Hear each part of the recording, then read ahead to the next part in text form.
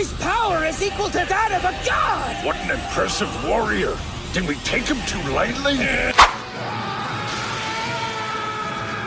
Bruh. Hey guys, welcome back to the channel. Today we are tackling a controversial topic, the problem with power creep in dragonballsuper.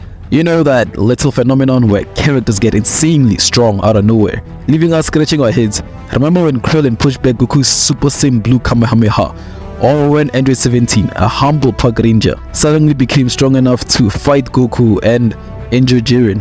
Yeah, we're talking about that. So sit tight because we are about to break down why this power creep is both awesome and absolutely bonkers. Before we get into the nitty and the gritty, let's talk about what power creep actually is.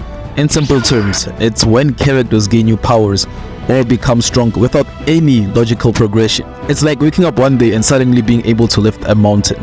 No training, no explanation. In dragonballsuper, power creep is rampant, and while it can lead to epic moments, it also raises a lot of questions about consistency and believability in the series. Alright, let's talk about the Krillen vs Goku moment.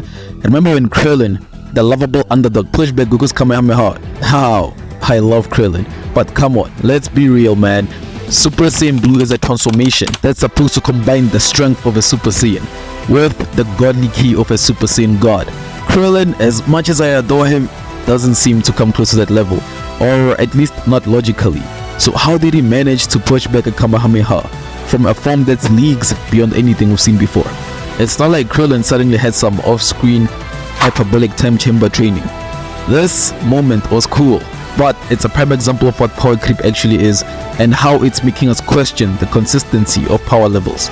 It's almost as if the series wanted to remind us that Krillen still got it, but in a way that left fans scratching their heads. Now, and then there's Android 17. The guy was just minding his business being a park ranger, and then suddenly he is strong enough to go toe to toe with Goku in Super Saiyan Blue. Oh, let's not forget how he managed to injure Jiren, bruh. The guy who made Goku's Ultra Instinct sweat. How does a park ranger get this strong? Did the animals that he was protecting give him some sort of secret training?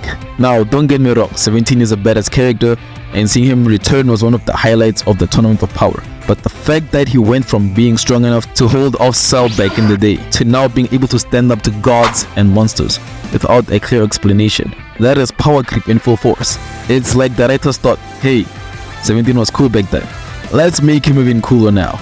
And while it worked on a hype level, it left a lot of fans questioning the logic behind it. Now, when we talk about power creep in dragonballsuper, there is no way we can overlook Goku and Vegeta. These two have become the embodiment of power escalation, each new arc bringing yet another transformation or technique. I remember when Super Saiyan was the pinnacle of strength, now it's barely even a warm-up for them. We've gone from Super Saiyan God to Blue to Ultra Instinct and now Ultra Ego. And while these transformations are undeniably cool, they raise the question, how much further can they go before the stakes are way too high to follow? Each new form brings with it a whole new level of power, but also a sense of diminishing returns.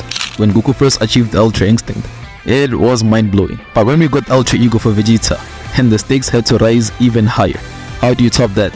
Where do you go from there? It's almost like the series is in a constant race with itself, trying to do what came before, but in doing so, it risks losing what made the original transformations so impactful, the sense of growth, struggle, and payoff. The beauty of those early transformations in Dragon Ball Z was that they felt earned. Goku's Super Saiyan transformation wasn't just a power-up, it was the accumulation of years of growth and loss. But in Super, new transformations often feel like they're handed out as the plot demands. The stakes keep rising, but the emotional impact doesn't always follow. Goku and Vegeta are stronger than ever, but at what cost? Have we lost the journey in favor of the destination? So, what does all this mean for dragonballsuper as a whole? Well, power creep can be a double-edged sword. On one hand, it allows for insane battles and epic moments that keep us on the edge of our seats. But on the other hand, it can undermine the storytelling by making power levels feel arbitrary. Remember when power levels were a big deal in Dragon Ball Z? The struggle to reach new heights, the training arcs, the gradual progression, it all made sense. But in Super, it often feels like the characters get stronger just because the plot demands it. It's almost as if the show is saying, don't think too much about it, just enjoy the ride.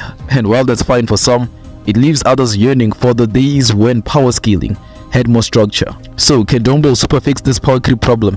Well, it's possible. It would require the series to focus more on character development and training rather than sudden power boosts. One way could be to reintroduce the concept of hard work and struggle, showing us the journey, not just the destination. Now, imagine if we got to see more of Android 17's training, or if Krillen had some sort of new technique that's justified his sudden boost in power. That would add depth and make those moments feel earned. In the end, Dragon Ball is about pushing limits, but the journey to those limits is what makes the destination satisfying. So yeah, there you have it folks. The power creep problem in Dragon Ball Super is both a blessing and a curse. It gives us jaw-dropping moments, but it leaves us questioning the logic. So what do you guys think?